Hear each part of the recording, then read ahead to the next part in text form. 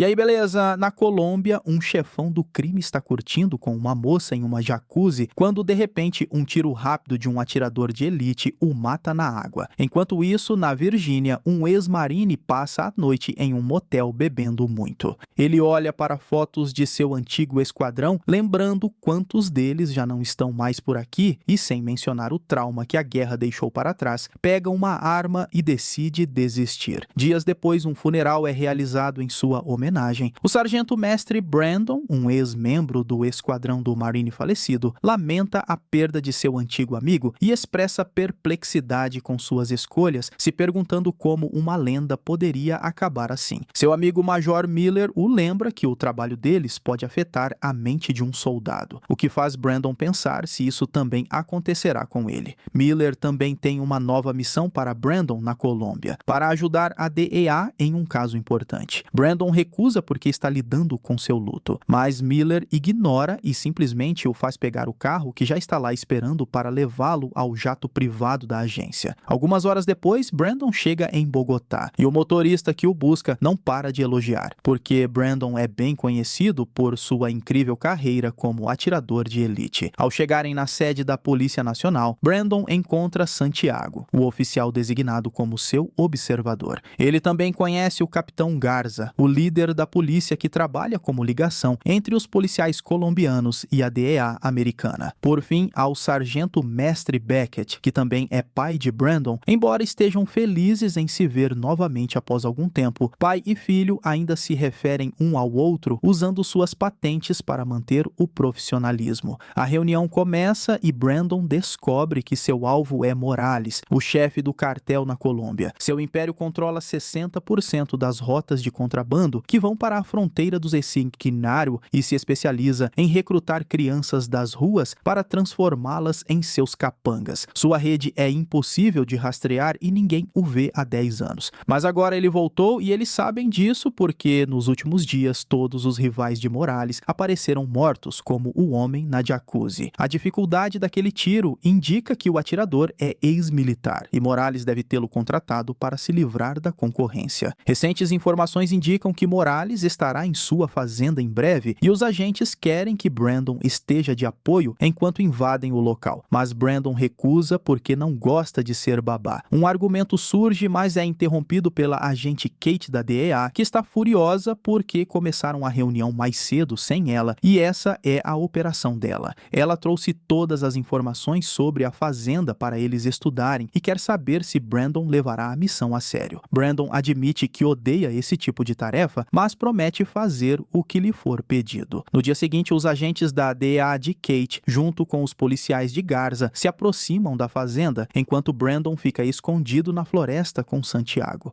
Beckett acompanha a transmissão ao vivo do escritório, onde é acompanhado pelo agente Samson do Departamento de Segurança Interna, que está preocupado que Beckett e Kate estejam desperdiçando tempo e recursos em informações que não foram confirmadas. A equipe estaciona seus caminhões a uma distância segura e se aproxima secretamente a pé, usando as árvores como cobertura até o momento certo. Assim que Beckett dá a autorização, a equipe invade e arromba a porta da casa, apenas para descobrir que isso ativa uma armadilha e todo o prédio explode. Os agentes que estavam nos fundos conseguem sobreviver à explosão, mas aqueles na frente morrem, exceto Garza, que é ferido na perna pelo atirador contratado por Morales. Kate, que está escondida atrás do carro da fazenda, decide ir até ele para tentar ajudá-lo a escapar, mas assim que o levanta, o atirador dispara novamente e mata Garza na hora. Esse tiro permite que Brandon localize o inimigo e atire de volta, mas o outro atirador desvia da bala a tempo e foge antes que Brandon possa tentar novamente. Mais tarde, na delegacia, um furioso Samson exige uma explicação para o que aconteceu, e eles chegam à conclusão de que alguém na polícia deve estar vendendo informações. Kettle e Brandon também apontam que o atirador esperou Kate sair em vez de atirar em Garza novamente imediatamente, o que significa que ela foi seu alvo o tempo todo. E atirar na perna de Garza foi uma isca.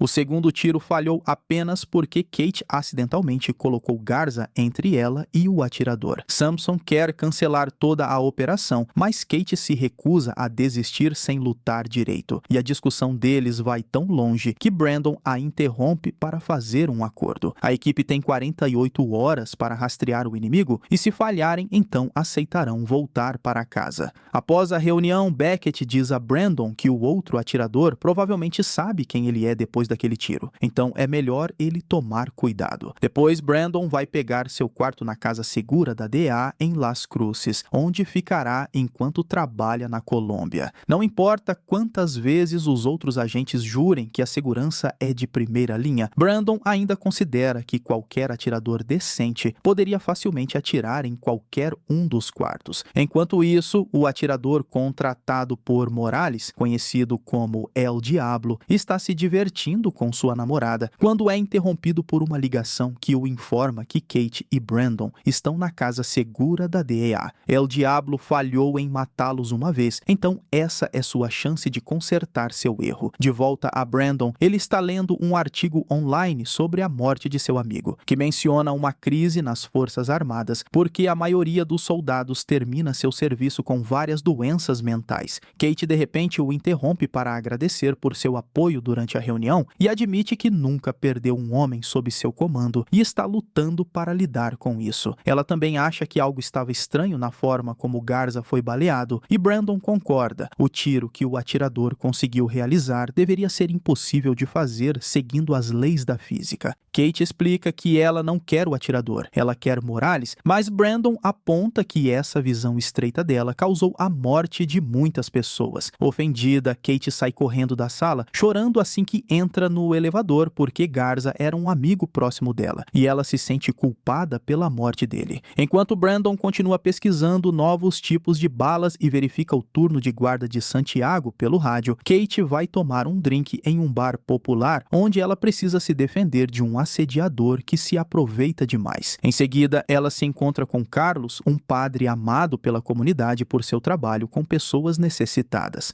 Carlos acha que Kate não pode vencer contra um homem tão perigoso como Morales e que ela deveria desistir, mas Kate ainda se recusa a desistir, então Carlos decide compartilhar a pouca informação que ele tem. O atirador é conhecido como El Diablo e, como foi contratado por Morales, ele deve saber a localização de seu esconderijo. Antes de sair, Carlos promete contatar Karen se conseguir descobrir algo mais. De volta à casa segura, Santiago chama Brandon com urgência quando finalmente nota algo perigoso. Então Brandon corre para o telhado com sua própria arma. Santiago está certo, há um atirador escondido à distância e agora Brandon e El Diablo estão pacientemente esperando para ver quem atira primeiro. Brandon é o primeiro a disparar, mas El Diablo rapidamente desvia da bala antes de revidar. Enquanto ele se joga fora do caminho e se esconde atrás de uma parede, Brandon decide ficar lá por um tempo, esperando que El Diablo acredite que ele está morto. Na manhã seguinte, a equipe recupera a bala e entra em contato com Miller em uma videoconferência para obter sua opinião sobre o assunto. Esta é uma bala inteligente que vem com tecnologia de guia a laser, permitindo que você controle sua trajetória. Há uma chance de que El Diablo não seja ex-militar ou nem mesmo um bom atirador. As balas estão fazendo o trabalho por ele. Miller também aponta que essa casa segura não é muito segura, validando os sentimentos de Brandon. Samson termina a reunião prometendo encontrar um abrigo decente contatando a CIA. Enquanto isso, Morales está em seu esconderijo brincando com seus garotos, embora ensine-os a lutar pelo que é deles sem medo, usando um tipo de amor muito duro que faz muitos deles temerem mais do que realmente respeitá-lo. Depois, Morales vai ao seu escritório com a intenção de ligar para El Diablo, apenas para encontrá-lo já lá sentado em sua cadeira. El Diablo quer ser pago por todos os concorrentes que matou, mas Morales recusa porque ele não matou Kate ou Brandon para completar o trabalho e expulsa El Diablo de sua casa, alegando que não precisa realmente dele. Na manhã seguinte, Kate e Brandon estão indo para uma nova casa segura de carro quando Kate recebe uma ligação de Carlos, que descobriu que El Diablo tem uma namorada. Ele envia o endereço dela para Kate por mensagem, mas também pede que ela tome cuidado porque os homens de Morales controlam a vizinhança. Após desligar, Kate diz a Brandon que percebeu que ele não está interessado interessado na operação em si. Ele só quer encontrar o atirador porque as balas dele são melhores que suas habilidades. Brandon admite que é verdade, mas antes que possa dizer mais, o carro é atropelado por um caminhão. Um grupo de homens trabalhando para Morales sai do caminhão e abre fogo contra eles. Então Brandon e os policiais que os escoltavam revidam, enquanto Kate corre para encontrar um lugar para se esconder. Todos os capangas de Morales acabam mortos, mas infelizmente Santiago também. Brandon percebe que Kate desapareceu e descobre que ela acidentalmente deixou seu telefone no banco do carro. O texto na tela ainda exibe o endereço que Carlos enviou. Assim que ela chega a esse bairro perigoso, Kate percebe que há muitos homens de olho nela.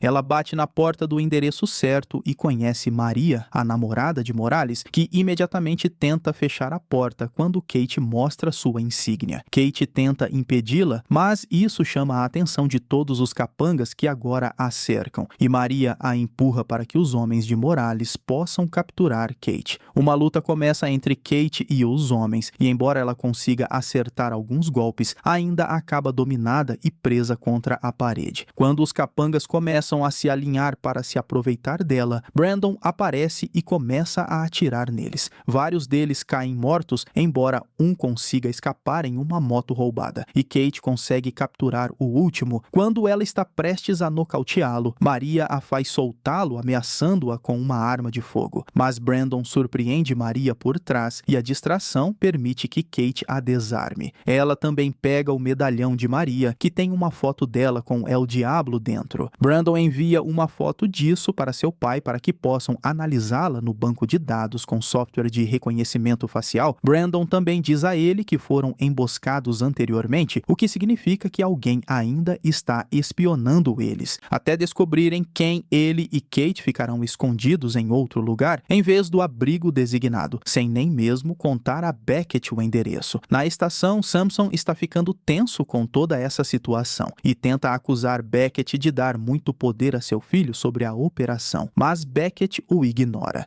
Kate decide levar Brandon ao seu antigo bairro para que Carlos possa escondê-los por um tempo. O padre não fica surpreso ao ouvir que Morales tem espiões na polícia, porque ele é amigo de muitas pessoas poderosas, sem mencionar todos os pequenos criminosos que o admiram. Kate percebe que mexer na rede de Morales pode fazê-lo sair de seu esconderijo, e Carlos aceita compartilhar alguns nomes que ele conhece. Nos dias seguintes, muitos corpos começam a aparecer pela cidade, pertencentes a vários homens que trabalham para Morales, incluindo seu banqueiro. Tudo isso é obra de Brandon, que tem matado todos os nomes que Carlos podia fornecer. Miller liga para Beckett para dizer que Brandon está fora de controle, mas Beckett não sabe como encontrar seu filho. Uma noite, Carlos oferece a Brandon um ouvido amigo e ouve sobre o Marine que morreu antes de tudo isso começar. Brandon continua preocupado com o mesmo acontecendo com ele, então Carlos explica que a única maneira de evitar tal morte é perdoar a si mesmo pelos danos morais que causou. Enquanto isso, Morales finalmente sai de seu esconderijo, mas apenas para procurar El Diablo na casa de Maria. Ele está cansado de perder homens, então paga a El Diablo todo o dinheiro que lhe devia de uma vez e promete muito mais se ele parar Brandon.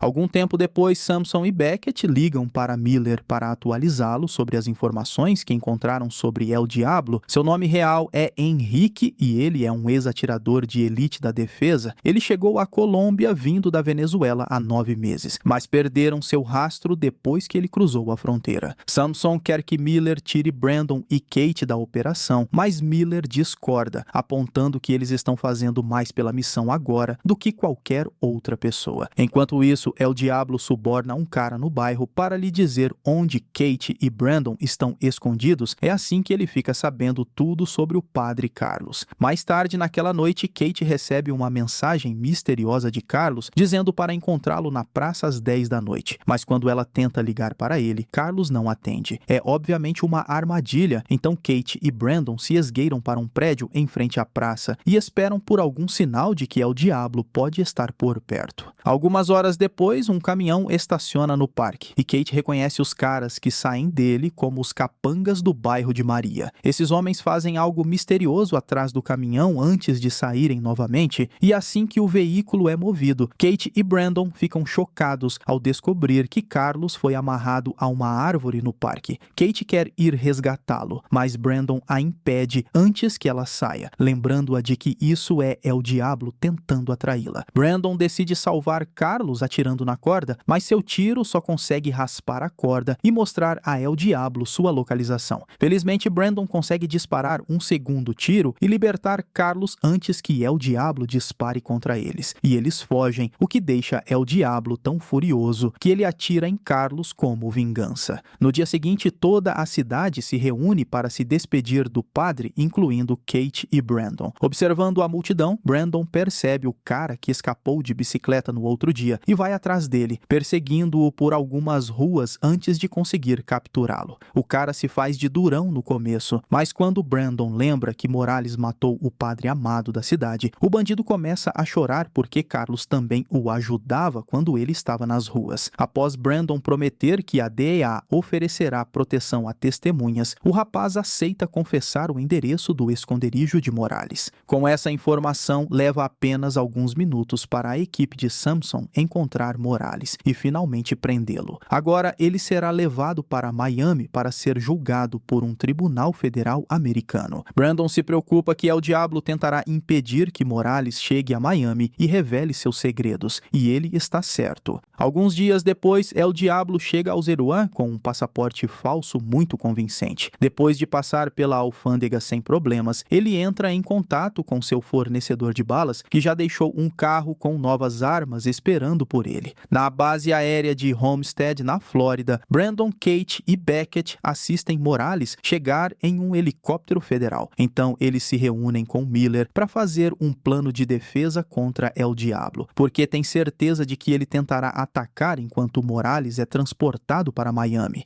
Miller também os informa que o tipo de balas que El Diablo está usando tem desaparecido do cofre da DEA, o que significa que seu espião não estava na polícia colombiana, mas sim com eles. Quando Samson chega para ajudar no transporte, Brandon explica o plano para ele. Seus agentes guiarão um comboio que protege um carro com um Morales falso, usando um capuz na cabeça para atrair El Diablo a revelar sua localização. Mas o verdadeiro Morales estará viajando em uma van separada, que parecerá ser de um serviço de lavanderia. Enquanto Kate, Brandon, Miller e Samson encontram um lugar em um telhado para se prepararem para El Diablo, o comboio sai da base aérea e pega a estrada, onde um grupo de criminosos já está esperando. Surpreendentemente, o comboio não é atacado, os bandidos só começam a se mover em seus carros quando a van aparece, como se já soubessem sobre o truque o tempo todo. Provavelmente foram enviados pelo espião para proteger sua identidade da confissão de Morales. El Diablo também espera que a van apareça e, após atirar nela para fazê-la parar, os bandidos saem de seus carros e começam a atirar no veículo. Miller mata todos esses caras com maestria e, vendo que não conseguiram fazer muito, El Diablo atira novamente para garantir que os passageiros da van estão mortos. A van explode e agora Brandon tem a localização de El Diablo, leva apenas alguns segundos para ele mirar e finalmente matá-lo de vez. O comboio continua em direção a Miami, onde é revelado que o homem sob o capuz era Morales o tempo todo e a van era o verdadeiro engodo. Na verdade, a van estava completamente vazia e a equipe a moveu com controle remoto. Kate, Miller e Brandon viram-se contra Samson para prendê-lo porque descobrem que ele tem sido o cara que passou informações para Morales e El Diablo